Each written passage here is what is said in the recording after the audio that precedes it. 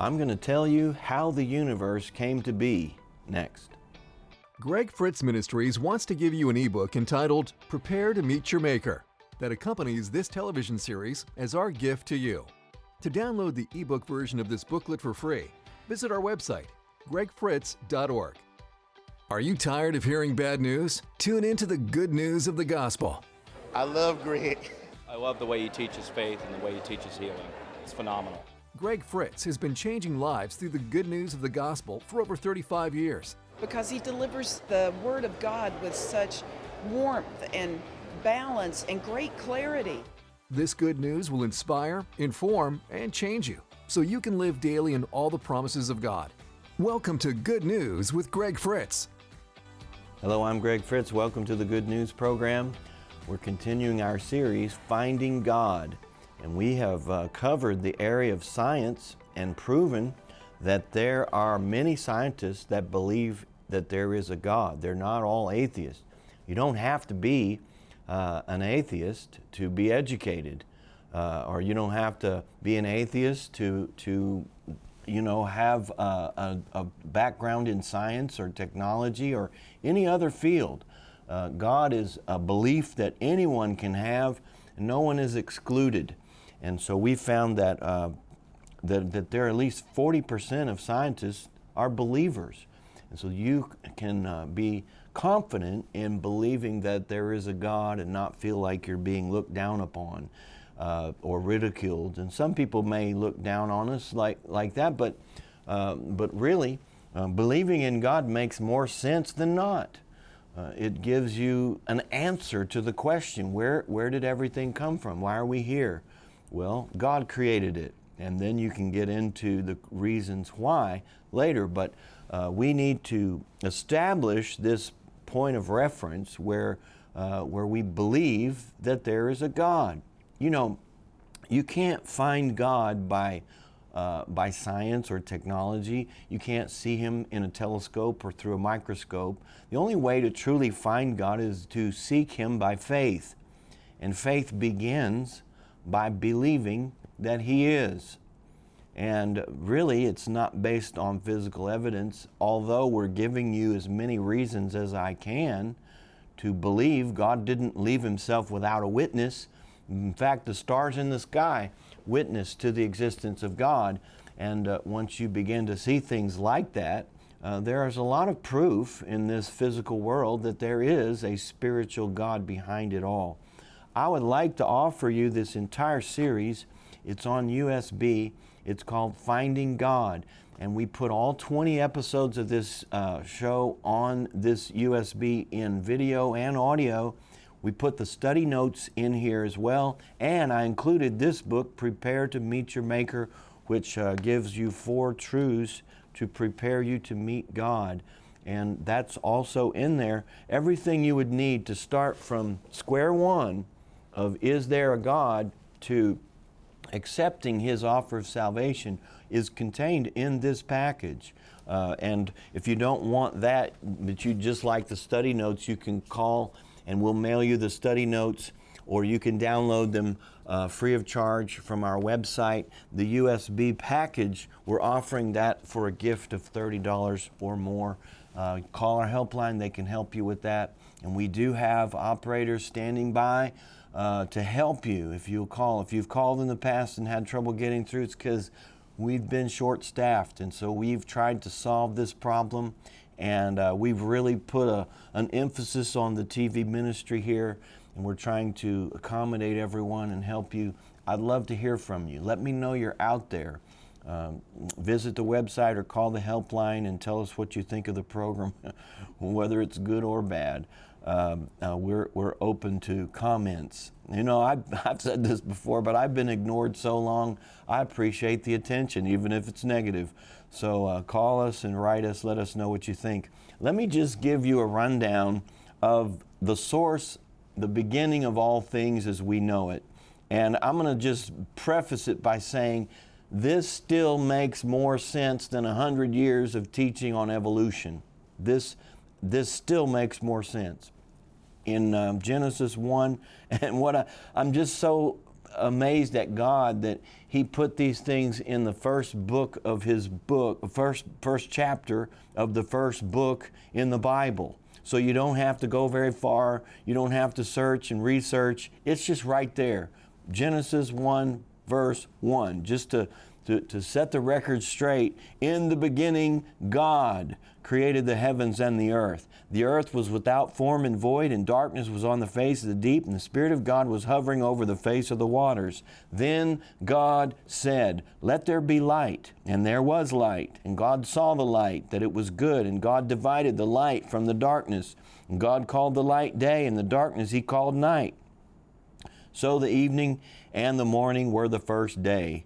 And then let's move forward, because I want to talk specifically about space in this section of teaching. Verse 14, then God said, "Let there be lights in the firmament of the heavens to divide the day from the night. Let them be for signs and seasons and for days and years.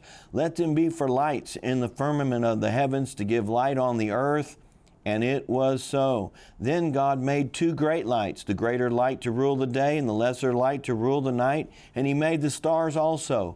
God set them in the firmament of the heavens to give light on the earth, to rule over the day and over the night, to divide the light from the darkness. And God saw it was good, and it was good, and it is good. How many of you have ever looked up into space and thought, man, that's neat, that's good? God did that.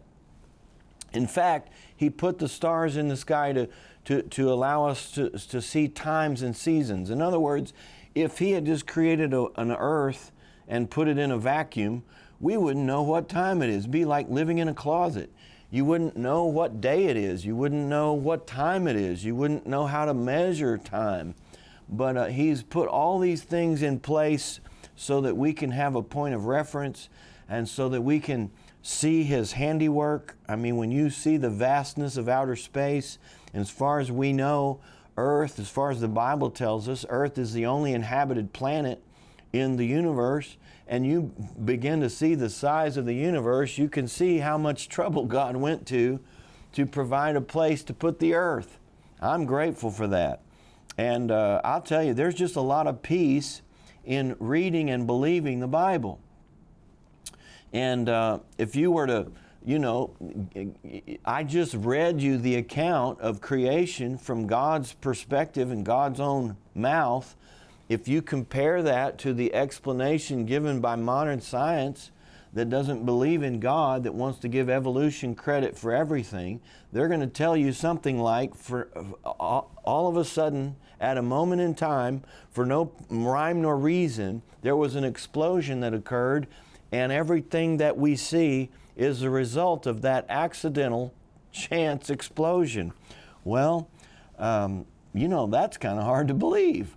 I've got a lot of faith, and I try to feed my faith and grow in faith, but I'm telling you, I just can't believe that. It just doesn't make any sense at all to me. Let me give you this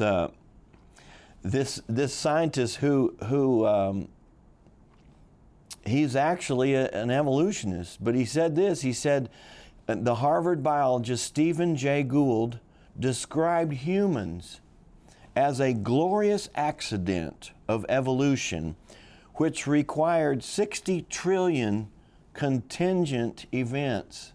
and that's the problem. It's one thing to have a rock and go, you know what, that rock just happened, it just occurred. That's a big enough problem to try to explain. This rock didn't exist, all of a sudden there was an explosion, and here's a rock made out of granite, and it was just sitting there. Nothing around it, just a rock. That's one thing. But to go from that explosion to a universe, to a solar system, to an Earth with an atmosphere that supports life, an ecosystem that supports, and to go from that to human beings and human society, it took 60 trillion contingent events to produce us, and they want us to believe that happened accidentally? I mean, you'd have to have a really big God to make 60 trillion contingent events happen to produce humanity, and we do. But I mean, even God would have to be something to do that. But chance and accident, there's just no way. It's preposterous. So, you know, I've said it this way. You might believe that I'm naive and simple-minded to believe that in the beginning God created the heavens and the earth. But the alternative to that is to believe that nothing created everything for no reason. Which is more absurd? Think about it. Which is more absurd? To admit that there's a God outside of this realm of time and space that exists, that's infinitely intelligent, smart, capable, able, all-knowing, all-powerful, all ever-present, or to say that we are a fortunate accident. People who believe that are not thinking very deeply, and they have every right to do this. I am not condemning someone for exercising their right to believe what they want. And the reason I'm not is because God doesn't. If God is going to create all this and put people here and allow them to ignore Him their entire life, then I'm going to allow that. I'm going to tell them, but it is their right. I can't override that. God's not a dictator, and we can't control people and what they think. You have every right to believe that there's no God if that's what you choose. But I'm going to tell you, it doesn't make sense. And I don't believe you're thinking very deeply to come to that conclusion. You may never want to meet God, but my goodness, how do you explain? And maybe people just say, I don't have to explain. You don't. You don't have to. I'm just more intuitive than that. I want to know. If it's possible to know where we came from and why we're here, I want to know that. And if there is a higher power, I want to search for Him. And, So here's another statement I made about this as I've gone on this journey myself. They want us to believe that there was nothing, when there was absolutely nothing, a big bang happened out of nowhere, and it produced this vast and orderly universe we live in.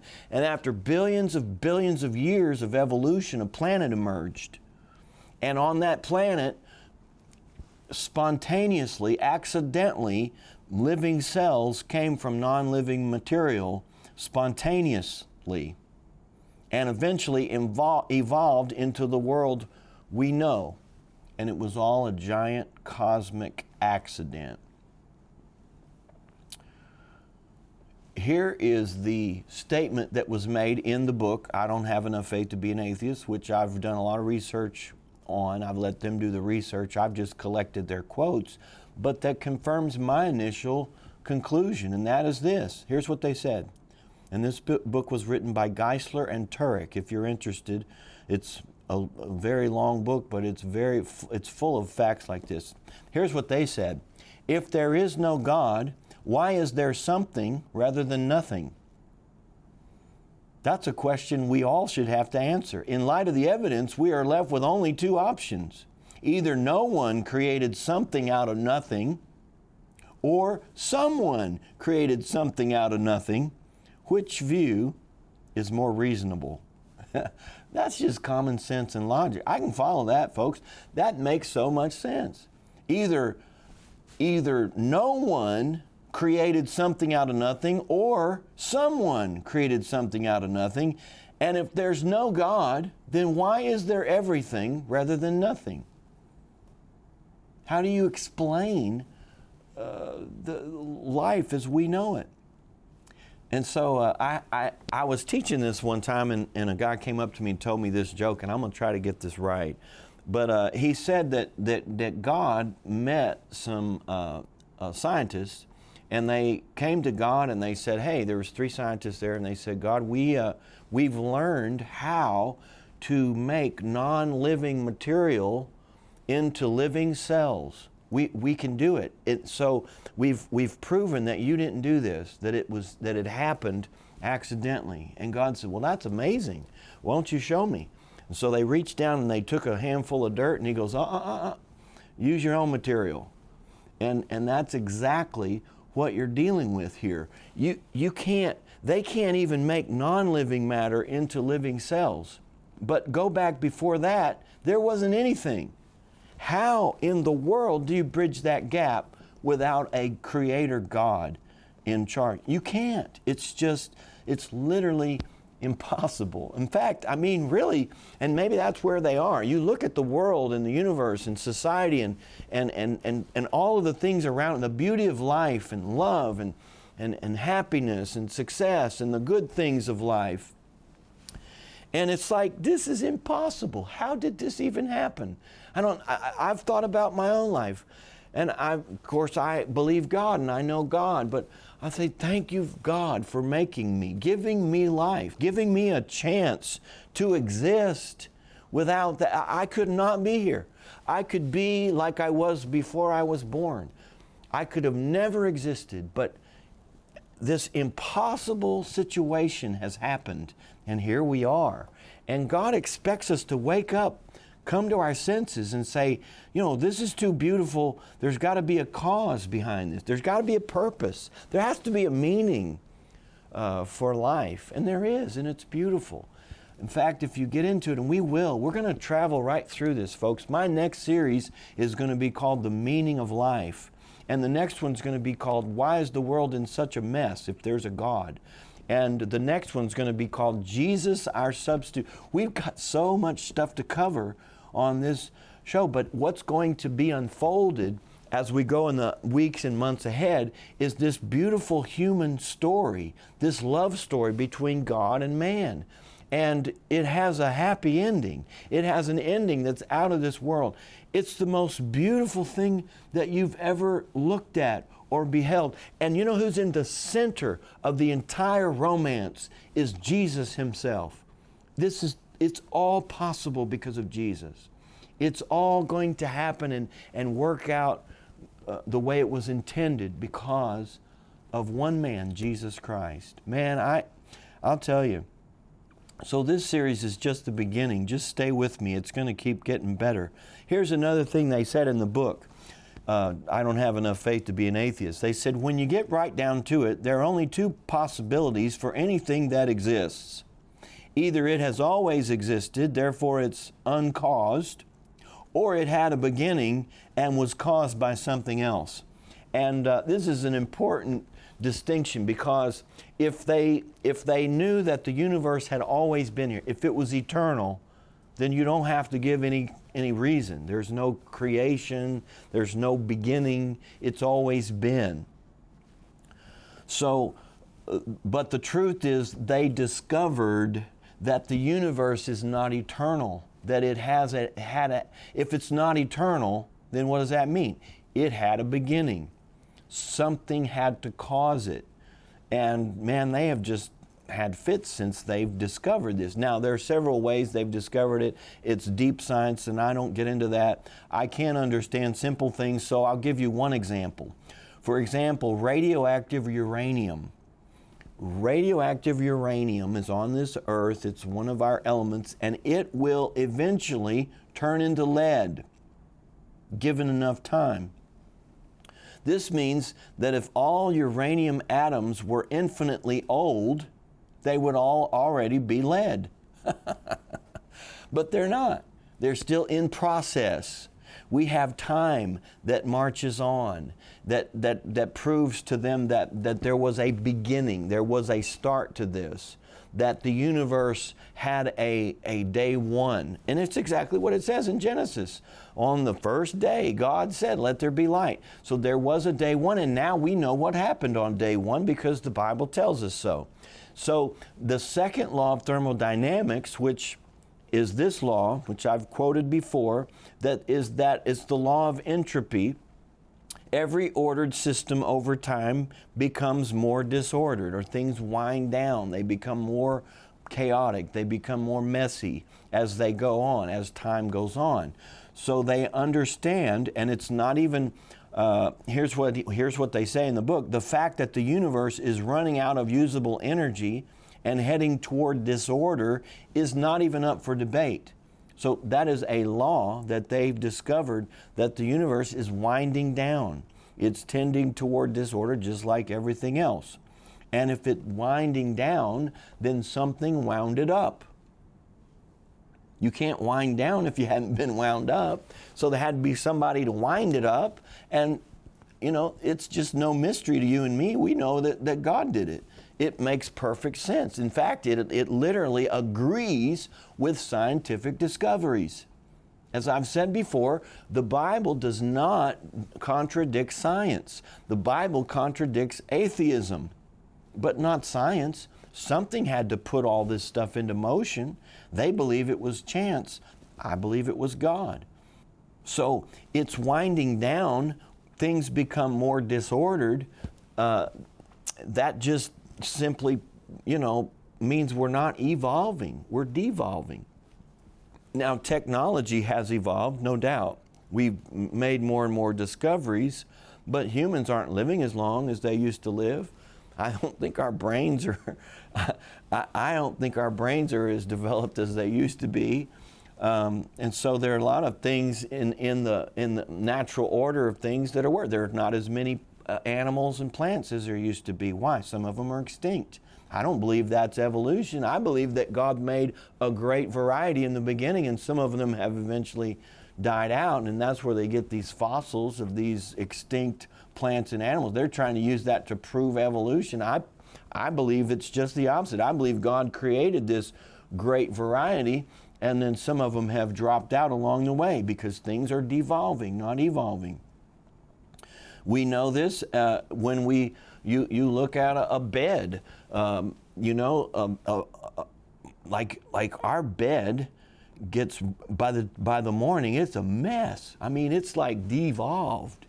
And every day, that bed gets like remade. And I'm not a scientist, but I do know the second law of thermodynamics, that things devolve. And I ask my wife all the time, do you think that bed made itself?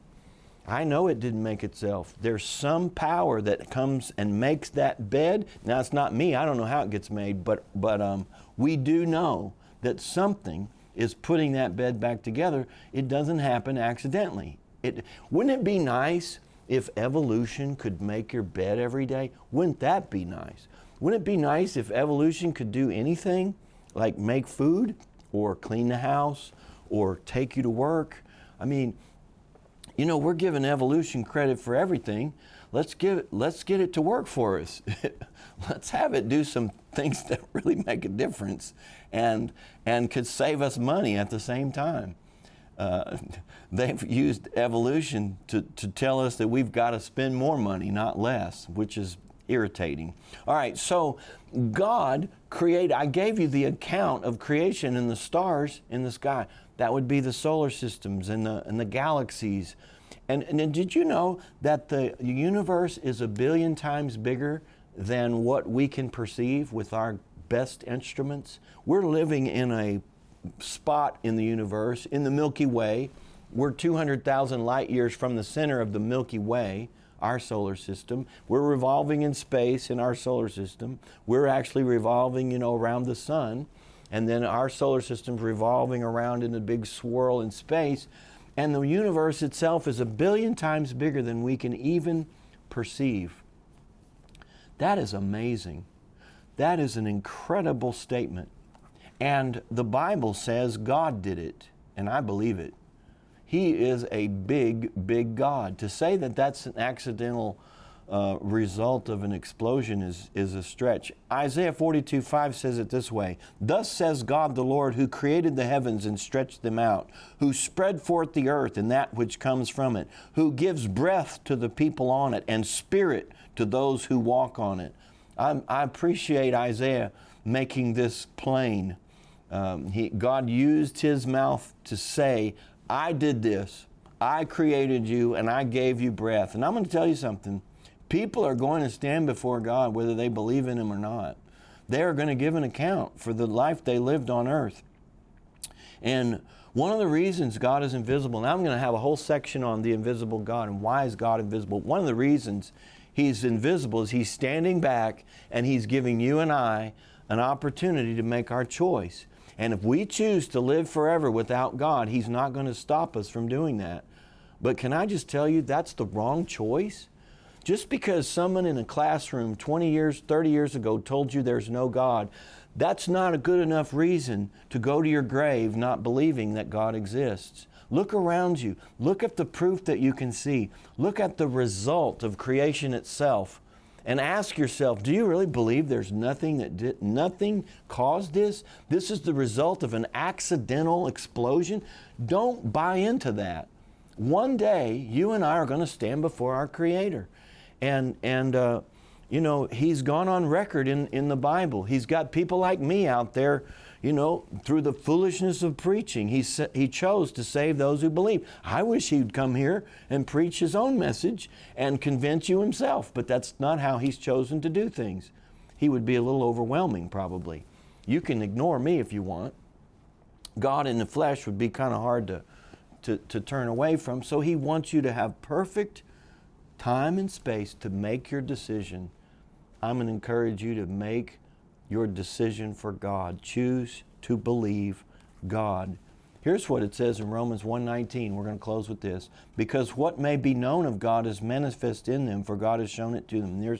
Here's the word. Since the creation of the world, His invisible attributes are clearly seen, being understood by the things that are made, even His eternal power and Godhead, so that they are without excuse. That's God's standard, not mine. God's saying, if you live your whole life in this creation, this world He created, and you choose to believe there's no God, then you're without excuse. You know, I'm not looking for an excuse. Show me where to sign up. How do I find this God, and what does He want from me? That really should be our questions. They should be asking kids in school that question, not telling them there's no God, saying, hey, there is a God, and you need to find Him and ask Him what He wants from you, because you owe Him your very existence. That does not make me uncomfortable, because once I found God, I realized He wants to bless, help, save, deliver, heal, and live life with me. Not to dominate or to dictate, but to live with us and through us. It's an amazing discovery. I encourage you to find God today. Hey, if you're listening, watching at this point, maybe you've many times thought, you know what, I'm going to help that ministry. I believe in what they're doing, but you haven't done it yet. Do it today. The ways to give are on the screen. Take this opportunity. We could use it right now. In fact, we've never been in such a place of stretching where finances are spread thin and we're still trying to reach more people. Help me get this program out. I don't have a sponsor. I'm not going to sit here and tell you about some product that you need to buy other than this. This is mine. We don't have sponsors. We don't have any secular company that would want to give us money to do this. We're totally supported by Christians like you. So I encourage you, listen to that leading. If God's leading you to give, please obey that today. Call our helpline or use the text to give, the QR code, and give today. And I know that when you sow, you reap bountifully. Thanks for watching. Until next time, remember this, the good news is so good, the bad news doesn't matter.